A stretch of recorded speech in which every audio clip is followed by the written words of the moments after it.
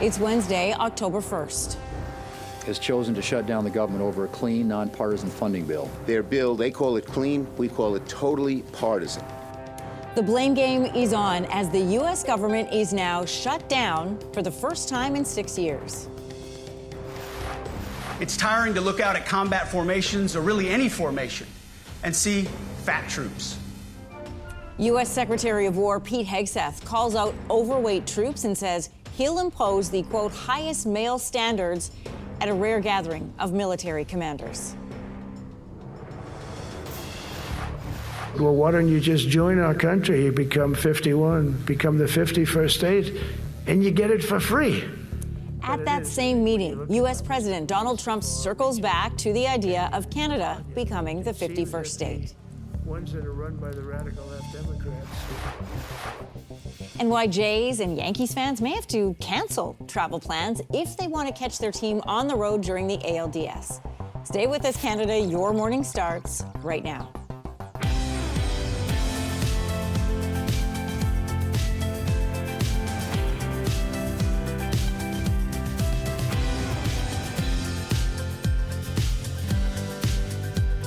Good morning, Canada. Welcome to Your Morning. I'm Anne-Marie Mediwake. Good morning. I'm Lindsey Deluce. I'm Kelsey McEwen, and it is Wednesday. October the 1st. Not only that, it's October. I know. Rabbit, rabbit. Oh. I said it this morning. Did you? But it's supposed to be the first thing you say. I did.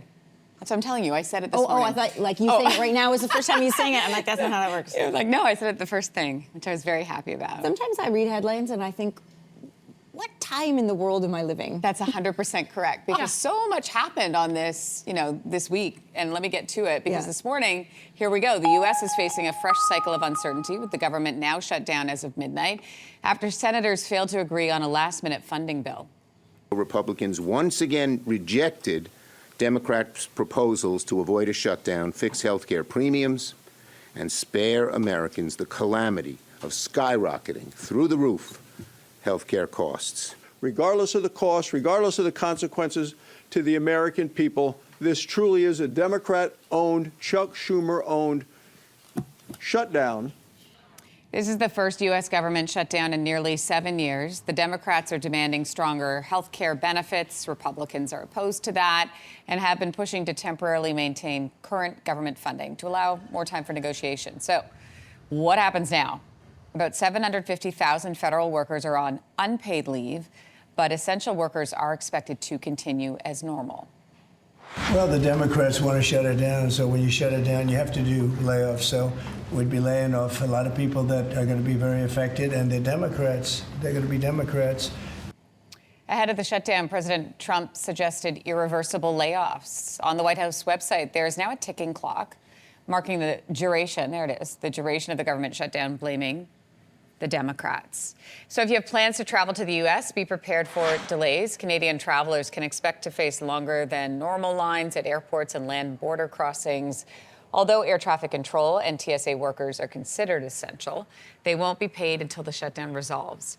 During the last shutdown, many workers began to call in sick, leading to major disruptions. Well, there's no holding back by the U.S. Secretary of War, who summoned hundreds of American military officers to a meeting. No more identity months, DEI offices, dudes in dresses. No more climate change worship. No more division, distraction, or gender delusions. No more debris. As I've said before, and will say again, we are done with that. At a meeting with hundreds of top U.S. military officials, Pete Hegseth announced his new directives for troops, including implementing what he called the highest male standards for all combat roles. He says the era of unprofessional appearance is over. He says there will be no more beardos. He criticized what he called fat troops and fat generals and admirals in the halls of the Pentagon. He says he's weeding out political correctness and bringing back a warrior-like culture. And at that gathering of U.S. military officials, U.S. President Donald Trump also spoke, and he brought back talk about making Canada the 51st state. Canada called me a couple of weeks ago. They want to be part of it. To which I said, well, why don't you just join our country? You become 51. So in that comment, President Trump was referring to his Golden Dome missile defense program, claiming Canada wants to be part of it. President Trump also said Canada is having a hard time with tariffs as investments return to the U.S. Meanwhile, Canadian businesses are reacting to President Trump's latest tariffs. Where am I going to go? Who am I going to sell to? It does add that little bit of extra stress. The U.S. president signed an executive order for a 10% tariff on lumber, a 25% tariff on wooden furniture and cabinets. Those tariffs come into effect October 14th. By January 1st, though, the cabinet tariff doubles to 50%. The tariff on furniture will go up to 30%. Well, here at home, police in Quebec have made an arrest in connection to a murder that happened more than 14 years ago. 18-year-old Valérie Leblanc was found dead in a wooded area. This was in Gatineau in 2011. Today, 51-year-old Stéphane Rivard is in custody. He's due to make a court appearance today. In a release announcing the arrest, Gatineau's police chief says his thoughts are with the victim's family and loved ones, hoping this announcement can help ease their pain and bring them a measure of peace.